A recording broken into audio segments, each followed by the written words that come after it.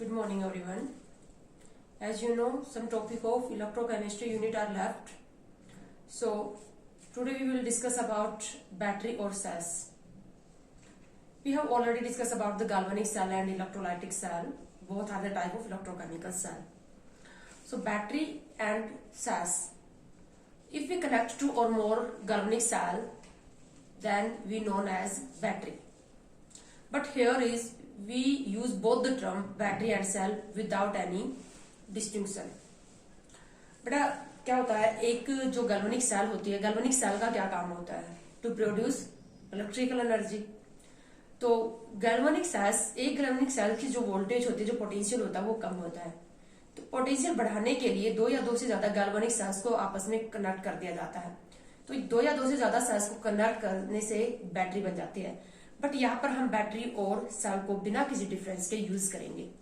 तो galvanic sales market में ढेरों सारे जो होते हैं वो हम सेल्स यूज कर रहे हैं, और उन सबके अंदर क्या हो रहा है, एक spontaneous indirect spontaneous redox reaction चल रही है, जिसकी वजह से इनडायरेक्ट स्पॉन्टेनियस रेडॉक्स रिएक्शन चल रही है, और जिसकी वजह से केमिकल जो इलेक्ट्रिकल एनर्जी जो प्रोड्यूस हो रही है. तो ये जो सेल्स और बैटरी हैं, ये गैल्वेनिक सेल्स ही हैं.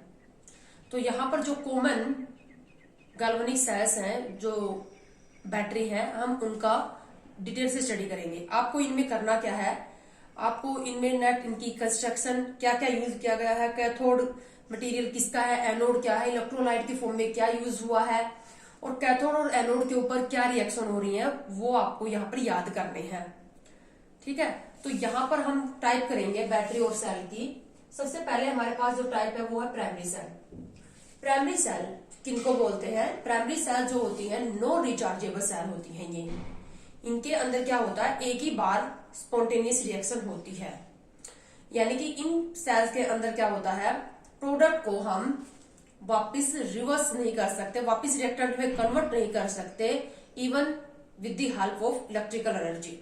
इलेक्ट्रिकल एनर्जी अप्लाई करके भी हम प्रोडक्ट को वापस रिएक्टेंट में कन्वर्ट नहीं कर सकते. यानी कि इनमें क्या होता है, एक ही टाइम में रिएक्शन होती है, यानी कि ये नॉन रिचार्जेबल होती हैं. यानी कि एक बार ये जब डेड हो जाती हैं तो हमें इनको थ्रो करना पड़ता है, हम इनको अगेन एंड अगेन यूज नहीं कर सकते. तो यहाँ पर दो वेल नोन एग्जाम्पल है जो हम अपनी डेली लाइफ के अंदर, अपनी कॉमर्शियल लाइफ के अंदर जो प्राइमरी सेल यूज करते हैं, वो दो है. तो सबसे इंपॉर्टेंट जो प्राइमरी सेल है वो है लैग्रैंजे सेल, और इसी को हम ड्राई सेल भी बोलते हैं. तो प्राइमरी सेल का वेल नोन एग्जांपल क्या है, लैग्रैंजे सेल और ड्राई सेल.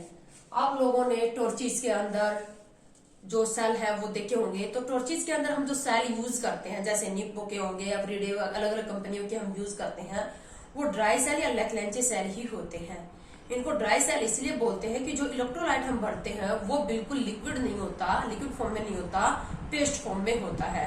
तो लैग्रैंजे सेल और ड्राई सेल के अंदर क्या क्या होता है, क्या कंस्ट्रक्शन होती है इसकी, और आपको पता भी है कि ये जो लैग्रैंजे या ड्राई सेल है, ये क्या होते हैं, नॉन रिचार्जेबल होते हैं. एक बार ये जब डेड हो जाते हैं तो हम इनको थ्रो कर देते हैं, इनको हम रिचार्ज नहीं करते. क्या कंस्ट्रक्शन होती है, ये है डायग्राम ड्राई सेल या लैग्रैंजे सेल का. इसके अंदर ये एक कंटेनर होता है, ऊपर का जो खोल होता है वो जिंक का बना हुआ होता है, उसके ऊपर फिर पेपर लगा हुआ होता है जिसके ऊपर कुछ कुछ लिखा होता है, एवरीडे, निप्पो वगैरह. ठीक है. तो जो कंटेनर होता है, जो खोल होता है, वो जिंक का बना हुआ होता है. ठीक है.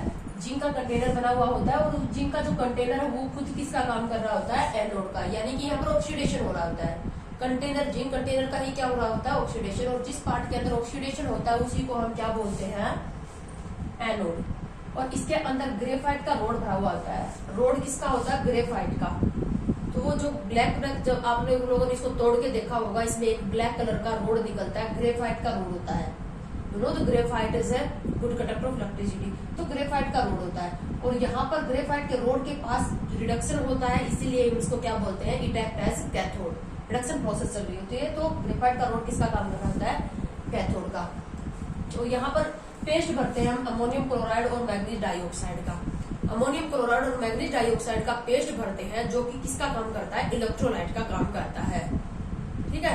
यहाँ पर एक क्वेश्चन इस सेल से, लैग्रैंजे सेल या ड्राई सेल से एक इंपॉर्टेंट क्वेश्चन पूछ लिया जाता है कि इस लैग्रांजे सेल या ड्राई सेल की लाइफ बहुत कम होती है। इवन इसको हम यूज ना भी करें, ये रखा रखा भी क्या होता है, डेड हो जाता है, खत्म हो जाता है, डिस्ट्रॉय हो जाता है।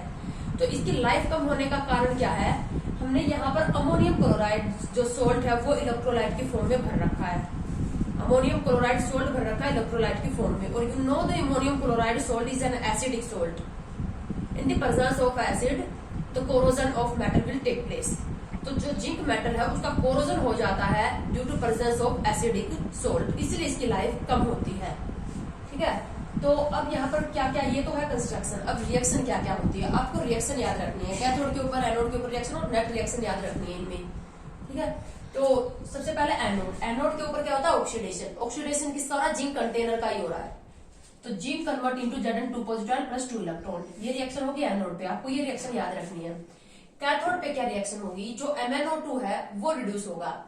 MnO2 reduced in the presence of ammonium ion convert into Mn2O3. In MnO2, manganese has +4 oxidation state, and in Mn2O3, manganese has in +3 oxidation state. So you can see the manganese undergo reduction. It convert into +4 oxidation state to +3. तो MnO2 क्या हो जाएगा, Mn2O3 में convert हो जाएगा। NH4 positive ion जो होगा वो NH3 में ही कन्वर्ट हो जाएगा। तो ये रिएक्शन जो होगी, ये नेट रिएक्शन किसके ऊपर होगी, कैथोड के ऊपर। इन दोनों को जोड़ दोगे तो नेट रिएक्शन आ जाएगी। 2 इलेक्ट्रॉन इसमें इन्वॉल्व है और 2 इलेक्ट्रॉन इसमें इन्वॉल्व है, तो सीधा आप इनको क्या करके जोड़ के नेट रिएक्शन लिख सकते हो। अब क्या हो रहा है, यहाँ पर तुम देख रहे हो कि यहाँ पर अमोनिया गैस निकल रही है। तो अमोनिया गैस निकल रही है, बट ये तो कॉम्पैक्ट सेल होती है। अब गैस अगर अंदर प्रोड्यूस होगी तो वो प्रेशर लगाएगी और कंटेनर को तोड़ देगी। बट क्या होगा, यहाँ पर जो Zn2 पॉजिटिव आयन बना है वो अमोनिया के साथ, अमोनिया गैस के साथ रिएक्ट करके ये एक सॉलिड कॉम्प्लेक्स बना लेगा।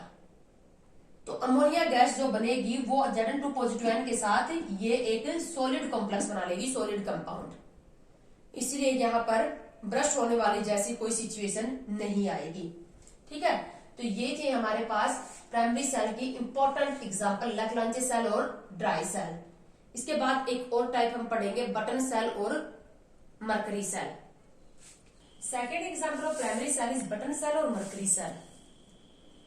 छोटी जो सेल यूज करते हैं, जैसे हम वॉचेस के अंदर, रिस्ट वॉच के अंदर जो सेल यूज करते हैं बिल्कुल छोटे बटन टाइप के, उनको हम बोलते हैं मरकरी सेल और बटन सेल।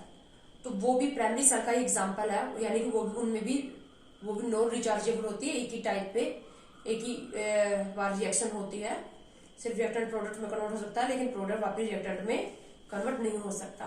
तो second example of primary cell is the button cell और मरकरी सेल। इसके अंदर भी क्या होता है, जो कंटेनर होता है वो जिंक का ही बना हुआ होता है। बाहर का जो कंटेनर होता है वो जिंक का बना हुआ होता है और वो एनोड का ही काम कर रहा होता है। ग्रेफाइट का इसके अंदर भी रोड होता है, बिल्कुल दोनों के अंदर सेम है। वहां पर भी रोड जो है वो ग्रेफाइट का था, जो कि कैथोड का काम कर रहा था, जहां पर रिडक्शन हो रहा था, जिंक का ही कंटेनर था। बट यहाँ पर जो पेस्ट डाला जाता है वो डाला जाता है पोटासियम हाइड्रोक्साइड और मर्क्यूरिक ऑक्साइड HgO। KOH और HgO का पेस्ट इसके अंदर डाला जाता है, जो कि किसका काम करता है, इलेक्ट्रोलाइट का। अब रिएक्शन पे आ जाते हैं, क्या क्या रिएक्शन होगी। एनोड पे क्या होगा, जो जिंक का जो कंटेनर बना हुआ है वो KOH ऑक्सीडाइज होकर OH नेगेटिव, आयनाइज होकर OH नेगेटिव रिलीज करेगा। So zinc container react with OH negative ion to form zinc oxide and water and release 2 electron. This reaction take place at anode. Zinc container convert into ZnO. It goes from 0 oxidation to +2 oxidation state. एक zinc atom 0 से +2 जा रहा है, तो कितने electron का loose कर रहा है, 2 इलेक्ट्रॉन का। तो ये ऑक्सीडेशन प्रोसेस एनोड पे होगी। कैथोड पे क्या होगा, जो HgO है हमने पेस्ट के रूप में डाल रखा है, KOH और HgO। HgO ये जो वाटर बना है, इस वाटर की प्रेजेंस में 2 इलेक्ट्रॉन लेके Hg में कन्वर्ट हो जाएगा, साथ में रिलीज करेगा 2 OH नेगेटिव आयन। अब दोनों रिएक्शन को हम जोड़ के नेट रिएक्शन लिख सकते हैं। नेट जो रेडॉक्स रिएक्शन होगी वो क्या होगी, जिंक प्लस HgO, 2 इलेक्ट्रॉन से 2 इलेक्ट्रॉन कैंसिल आउट हो जाएंगे, H2O से H2O कैंसिल आउट हो जाएगा, 2 OH नेगेटिव आयन से 2 OH नेगेटिव आयन कन्वर्ट हो जाएंगे, कैंसिल आउट हो जाएंगे। तो Hg प्लस ZnO, ये हमारे पास सॉलिड है, ये भी सॉलिड है, ये भी सॉलिड है और ये भी क्या है, सॉलिड है। तो क्या होगा, अब नेट रिएक्शन में देख रहे हो तुम, कोई भी जो आयंस है वो आयन इन्वॉल्व नहीं है, तो इसका जो रिएक्शन क्यूसेंट रहेगा, reaction quotient concentration of product और कंसंट्रेशन ऑफ रिएक्टेंट, और सॉलिड की एक्टिविटी या कंसंट्रेशन हम क्या लेते हैं 1, तो रिएक्शन क्यूसेंट इसका क्या रहेगा 1। अब रिएक्शन क्यूसेंट 1 रहेगा तो अब नरेस्ट इक्वेशन लगा के हम इसकी ई सेल निकालेंगे, तो ई सेल क्या हो जाएगी, ई नोट सेल के इक्वल ही आ जाएगी, क्योंकि log 10 1 इक्वल टू क्या होता है 0, क्या की वैल्यू 1 होगी, तो log 1 क्या हो जाएगा 0 हो जाएगा। तो ई सेल यानी कि इसकी जो पोटेंशियल होगी वो ई नोट सेल के इक्वल ही आएगी, और जो ई नोट सेल होती है वो क्या होती है कांस्टेंट वैल्यू होती है। तो यहाँ पर इस बटन सेल में से जो इंपॉर्टेंट क्वेश्चन बनता है वो क्या बनता है कि थ्रू आउट लाइफ, पूरी लाइफ, बटन सेल की पूरी लाइफ में इसकी जो पोटेंशियल होती है वो कांस्टेंट बनी रहती है। तुम भी देख रहे होते हो कि इसकी जो पोटेंशियल होती है वो कांस्टेंट रहती है। ये क्या होगा एकदम से क्या हो जाएगा, बिल्कुल डेड ही हो जाएगा। ऐसे नहीं है कि पहले इसकी पोटेंशियल कम हो गई फिर कम होती होती बिल्कुल खत्म हो गई, एकदम से पोटेंशियल क्या हो जाएगी कांस्टेंट रहेगी थ्रू आउट लाइफ, और फिर ये फाइनली क्या हो जाएगा डेड ही हो जाएगा। तो कांस्टेंट पोटेंशियल कांस्टेंट रहने का कारण क्या है, यहाँ पर क्या होगा जो नेट रिएक्शन है उसमें किसी भी आयन की इन्वॉल्वमेंट नहीं है, तो रिएक्शन क्वोशिएंट की वैल्यू क्या आ जाएगी 1 आ जाएगी, और रिएक्शन क्वोशिएंट की वैल्यू आ जाएगी 1, तो ई सेल क्या आ जाएगी ई नोट सेल, और ई नोट सेल क्या होगी एक कांस्टेंट वैल्यू होती है। तो ये क्वेश्चन बनता है बेटा, आपको ये जस्ट एनोड और कैथोड की जो रिएक्शन है वो याद रखनी है इन बैटरीज के अंदर। तो ये हमने किए प्राइमरी सेल के एग्जाम्पल। अब हम करेंगे सेकेंडरी सेल। तो सेकेंडरी सेल होती है वो होती है रिचार्जेबल सेल। तो सेकेंडरी सेल के हम पॉपुलर एग्जाम्पल लेंगे। सेकेंडरी सेल और rechargeable cell, once they become that, first one of the reactant convert into product, then product further convert into reactant with the help of electrical energy. Secondary cells होते हैं वो rechargeable cell होती है, इनमें एक बार reaction complete हो जाएगी, reactant जब प्रोडक्ट में कन्वर्ट हो जाएगा तो उस टाइम ये डेड हो जाएगी। तो फिर हम क्या करेंगे, बाहर से इलेक्ट्रिकल एनर्जी सप्लाई करेंगे, तो इलेक्ट्रिकल एनर्जी सप्लाई करके प्रोडक्ट को वापस किसमें कन्वर्ट कर सकते हैं, रिएक्टेंट में कन्वर्ट कर सकते हैं। तो इनको हम अगेन एंड अगेन यूज कर सकते हैं। तो जो रिचार्जेबल सेल होती है उनको हम सेकेंडरी सेल बोलते हैं। तो सेकेंडरी सेल का जो वेल नोन एग्जांपल वो है लेड स्टोरेज बैटरी या लेड स्टोरेज सेल। हमारी गाड़ियों में जो हम बैटरी यूज करते हैं, व्हीकल्स के अंदर जो बैटरी यूज करते हैं, हम घरों में जो इन्वर्टर बैटरी यूज करते हैं वो लेड स्टोरेज बैटरी है। लेड स्टोरेज बैटरी या लेड एसिड बैटरी भी बोल देते हैं। इसी का एक और नाम भी क्या है, lead acid battery. Lead acid, क्योंकि लेड और एसिड का यूज होता है। इसमें 3 कंपोनेंट होते हैं, 3 पार्ट्स होते हैं। लेड होता है, लेड जो होता है लेड की रोड बनी हुई होती है जो एनोड का काम करती है। लेड डाइऑक्साइड की रोड बनी हुई होती है जो कैथोड का काम करती है। और H2SO4 का डाइल्यूट सॉल्यूशन डाला जाता है, 38% W/W होता है। ये जनरली H2SO4 जो डाइल्यूट H2SO4 होता है वो 38% W/W इसमें यूज करते हैं, जो कि इलेक्ट्रोलाइट का काम कर रहा होता है। तो 3 कंपोनेंट होते हैं, बहुत इंपॉर्टेंट है बेटा, सभी बैटरी के अंदर सबसे ज्यादा इंपॉर्टेंट है लेड स्टोरेज सेल। तो 3 कंपोनेंट होंगे। रिएक्शन क्या होगी, अब यहाँ पर क्या होगा, ये जो सेल है, ये जो सेकेंडरी सेल है, ये दोनों सेल की तरह एक्ट करेंगे, गैल्वेनिक सेल की तरह एक्ट भी करेंगे और इलेक्ट्रोलाइटिक सेल की तरह एक्ट भी करेंगे। गैल्वेनिक सेल की तरह एक्ट कब करेंगे, जब इनके अंदर रिएक्शन चल रही होगी, रिएक्टेंट प्रोडक्ट में कन्वर्ट हो रहा होगा, तो उस टाइम क्या होगा, अपने आप रिएक्शन चल रही होगी, और रिएक्शन चल रही होगी तो वहां पर क्या होगा, करंट प्रोड्यूस होगा। तो उस टाइम उस प्रोसेस को हम क्या बोल देंगे, reaction during discharging. Cell working कर रही है, सेल वर्क कर रही है, सेल करंट प्रोड्यूस कर रही है, यानी कि सेल की क्या हो रही है, डिस्चार्ज हो रही है सेल। ठीक है। अब जैसे लाइट गई हुई है तो लाइट गई चली जाती है, हमारे घरों में जो हम इन्वर्टर बैटरी यूज करते हैं तो लाइट चली जाती है तो बैटरी चल रही होती है ना, तो उस टाइम सेल वर्क कर रही होती है, उसके अंदर केमिकल रिएक्शन चल रही होती है और उससे इलेक्ट्रिकल एनर्जी प्रोड्यूस हो रही होती है, तो उस प्रोसेस को बोलते हैं डिस्चार्जिंग। तो जब डिस्चार्जिंग हो रही होती है इन सेकेंडरी सेल की, तो ये किसका काम कर रही होती है, गैल्वेनिक सेल, क्योंकि गैल्वेनिक सेल के अंदर ही क्या होता है, रिएक्शन चलती है और इलेक्ट्रिकल एनर्जी प्रोड्यूस होती है। ठीक है। तो दोनों तरह का काम करती हैं सेकेंडरी सेल। गाल्वेनिक सेल का काम भी करेंगी ड्यूरिंग डिस्चार्जिंग, और जब ये पूरी तरह से डेड हो जाएंगी, डेड हो जाती है तो हम क्या करते हैं, पावर सप्लाई करते हैं इनको, इलेक्ट्रिकल एनर्जी इनको सप्लाई करते हैं। उस टाइम फिर हम इनको क्या करते हैं, रिचार्ज करते हैं। तो उस टाइम ये किसका काम कर रही होती है, इलेक्ट्रोलाइटिक सेल का, क्योंकि प्रोडक्ट अपने आप रिएक्टेंट में कन्वर्ट नहीं होगा। प्रोडक्ट का रिएक्टेंट में कन्वर्ट होना क्या है, नॉन स्पॉन्टेनियस प्रोसेस है। बट इस नॉन स्पॉन्टेनियस प्रोसेस को हम इलेक्ट्रिकल एनर्जी के हेल्प से क्या करते हैं, स्पॉन्टेनियस बनाते हैं। इलेक्ट्रोलाइटिक सेल में यही होता है, नॉन स्पॉन्टेनियस रिएक्शन को इलेक्ट्रिकल एनर्जी के हेल्प से क्या बना दिया जाता है, स्पॉन्टेनियस। तो उस टाइम जब हम पावर दे रहे होते हैं, इलेक्ट्रिकल एनर्जी दे के नॉन स्पॉन्टेनियस प्रोसेस प्रोडक्ट को रिएक्टेंट में कन्वर्ट कर रहे थे, उस टाइम ये किसका काम करेगी, इलेक्ट्रोलाइटिक सेल का। तो वो रिएक्शन होगी during discharging, reaction during recharging. तो आपको क्लियरली ध्यान रखना है, कई बार क्या होता है, ऐसे पूछ लेंगे, write the reaction take place during discharging in lead acid battery. तो लेड एसिड बैटरी के अंदर डिस्चार्जिंग के दौरान या रिचार्जिंग के दौरान जो रिएक्शन होती है उसको लिखो। तो डिस्चार्जिंग का मतलब when cell is working, under in working process, वो तो होगी सेल वर्क कर रही है, गाल्वेनिक सेल का काम कर रही है, डिस्चार्जिंग हो रही है। और जब हम इलेक्ट्रिकल एनर्जी सप्लाई करते हैं, इलेक्ट्रिकल एनर्जी सप्लाई करके इसको वापस प्रोडक्ट को रिएक्टेंट में कन्वर्ट करते हैं, तो वो होगी रिएक्शन ड्यूरिंग रिचार्जिंग। डिस्चार्जिंग और रिचार्जिंग में जो रिएक्शन होती है वो जस्ट रिवर्स होती है। तो हमें डिस्चार्जिंग की रिएक्शन हम याद रखेंगे, डिस्चार्जिंग के दौरान जो रिएक्शन होगी, रिचार्जिंग के दौरान जो रिएक्शन होगी वो उसकी जस्ट रिवर्स हो जाएगी। तो पहले लेते हैं हम रिएक्शन ड्यूरिंग डिस्चार्जिंग, यानी कि one cell act as galvanic cell, one cell produce current. तो रिएक्शन ड्यूरिंग डिस्चार्जिंग, तो डिस्चार्जिंग के दौरान लेड एसिड बैटरी के अंदर क्या रिएक्शन होगी। सबसे पहले एनोड, एनोड किसका बना हुआ होता है, जो एनोड रोड होती है वो लेड की बनी हुई होती है, और यहाँ H2SO4 हमने इलेक्ट्रोलाइट की फॉर्म में भर रखा है। तो H2SO4 आयनाइज होकर क्या रिलीज कर देगा, सल्फेट आयन।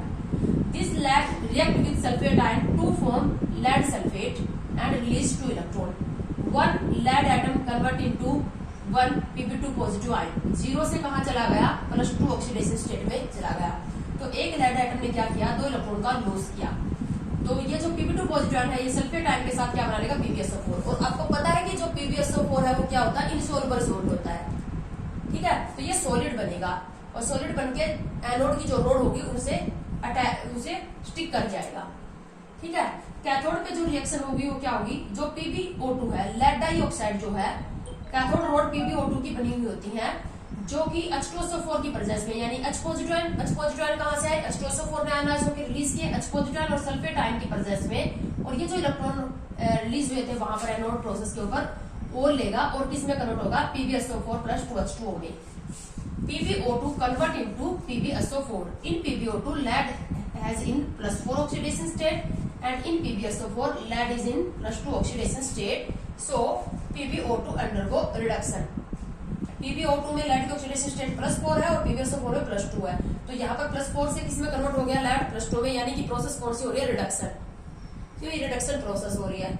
तो अब हम क्या करेंगे, दोनों प्रोसेस को जोड़ के नेट रिएक्शन लिखेंगे। तो during discharging, lead acid battery में डिस्चार्जिंग के दौरान कैथोड और एनोड के ऊपर ये रिएक्शन होगी। नेट रिएक्शन क्या होगी, Pb दोनों के अंदर, यहाँ पर भी 2 इलेक्ट्रॉन यूज हो रहे हैं, यहाँ पर 2 इलेक्ट्रॉन रिलीज हो रहे हैं, तो मल्टीप्लाई करने की जरूरत नहीं है, डायरेक्ट हम दोनों प्रोसेस को जोड़ देते हैं। Pb सॉलिड है प्लस PbO2 भी सॉलिड है, यहाँ पर 4H पॉजिटिव आयन और एक सल्फेट आयन यहाँ और एक सल्फेट आयन यहाँ, 2SO4 2 नेगेटिव आयन से क्या बन जाएगा, 2PbSO4 + 2H2O। तो ये नेट रिएक्शन आएगी during discharging in lead acid battery. Discharging के दौरान ये नेट रिएक्शन आएगी। अब हम इसी को, ये 4H पॉजिटिव आयन और 2SO4 2 नेगेटिव आयन को हम 2H2SO4 भी तो लिख सकते हैं ना। 4H पॉजिटिव आयन और 2SO4 2 नेगेटिव आयन को हम क्या लिख सकते हैं, 2H2SO4। तो इस तरह से भी लिख सकते हैं हम, Pb + PbO2 + 2H2SO4 से PbSO4 + 2H2O बन जाएगा। यानी कि डिस्चार्जिंग के दौरान क्या होगा, लेड जो होगी मेटल, लेड का मास डिक्रीज हो जाएगा, PbO2 का मास भी डिक्रीज हो जाएगा, H2SO4 यूज होता जा रहा है, H2SO4 की कंसेंट्रेशन जो होगी वो धीरे धीरे क्या होती जाएगी, डिक्रीज होती जाएगी। PbSO4 जो सॉलिड है इसका मास जो होगा वो टाइम के साथ साथ क्या होता जाएगा, इंक्रीज होता जाएगा। वाटर बनेगा जो कि धीरे धीरे इवेपोरेट होता रहेगा। तो ये हमारे पास रिएक्शन है ड्यूरिंग डिस्चार्जिंग। जब ये बैटरी डेड हो जाएगी पूरी तरह से, पूरा सारा का सारा जो रिएक्टेंट है वो प्रोडक्ट में कन्वर्ट हो जाएगा, पीबी और PbO2 PbSO4 में कन्वर्ट हो जाएगा। तो ये बैटरी डेड हो जाएगी। उस टाइम अब हमें क्या करना पड़ेगा, जस्ट ये फॉरवर्ड बैकवर्ड प्रोसेस करवानी पड़ेगी, जो कि बैकवर्ड प्रोसेस क्या है, नॉन स्पॉन्टेनियस है।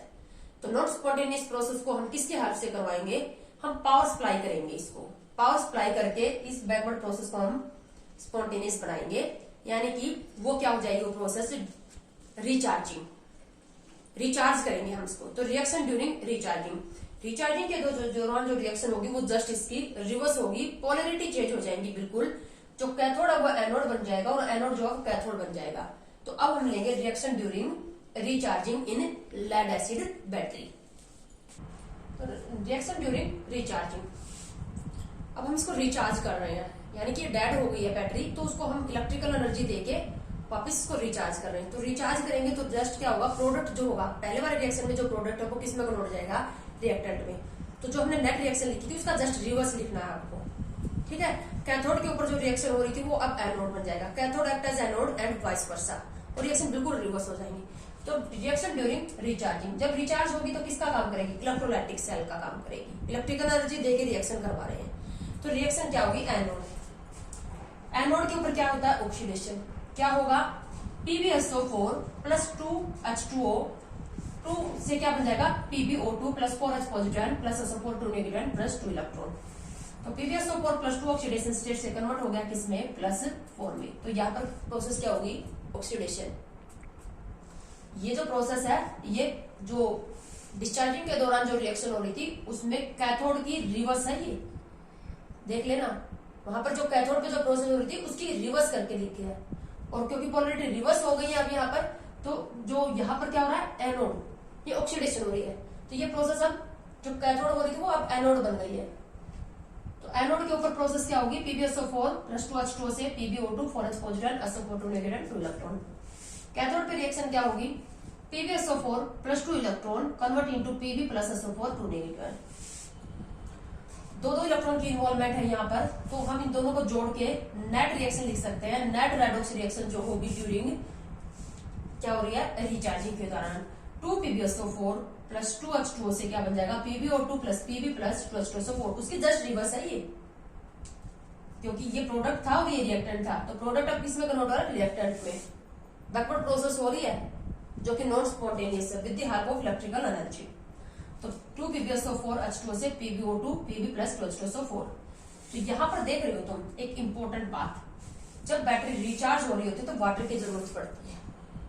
क्या अगर वाटर धीरे धीरे, देखो डिस्चार्जिंग के दौरान वाटर बनता है, लेकिन वो वाटर धीरे धीरे इवेपोरेट हो जाता है, तो वाटर हमें बार बार डालना पड़ता है। तुमने भी देखा होगा हमारे घरों में जो लेड एसिड बैटरी होती है उसके अंदर हम पानी डालते रहते हैं, क्योंकि अगर पानी नहीं होगा तो ये बैटरी रिचार्ज नहीं होगी, ठीक है। तो पानी की जरूरत यहाँ पर पड़ती है इसको रिचार्ज करते दौरान। तो जो PbSO4 जो जमा हुआ था लेड एनोड और कैथोड रोड के ऊपर, वो वापिस क्या हो जाएगा, डिसोल्व हो जाएगा, किसमें कन्वर्ट हो जाएगा, PbO2 और Pb में। H2SO4 की कंसेंट्रेशन वापस इंक्रीज हो जाएगी, उसमें डिक्रीज हो रही थी। यहाँ पर एक बात आपको याद रखनी है कि यहाँ पर जब हमने ये नेट प्रोसेस लिखी है तो हमने टोटल इलेक्ट्रॉन कितने कैंसिल आउट किए हैं, तो अन की वैल्यू यहाँ पर क्या रहेगी, यानी कि कितने इलेक्ट्रॉन की इन्वॉल्वमेंट हुई है, 2 इलेक्ट्रॉन की इन्वॉल्वमेंट हुई है।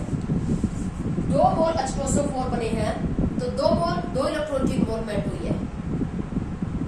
2 मोल H2SO4 में 2 मोल इलेक्ट्रॉन की इन्वॉल्वमेंट हुई है। इसका मतलब हम ये कह सकते हैं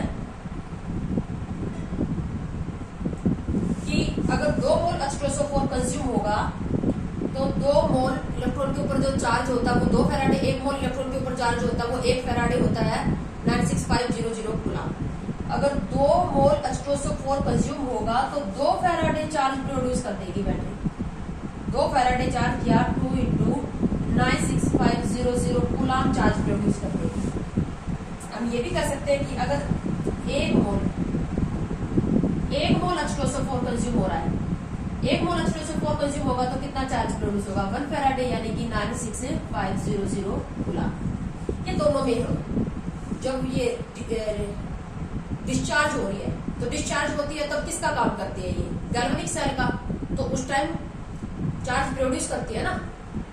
तो अगर 1 मोल H2SO4 कंज्यूम हुआ तो कितना चार्ज प्रोड्यूस कर देगी 96500 कूलम।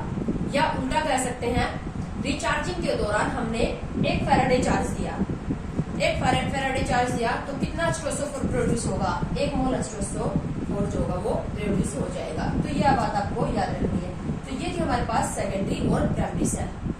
नेक्स्ट वीडियो में हम लेंगे फ्यूल सेल और कोरोजन ऑफ आयरन।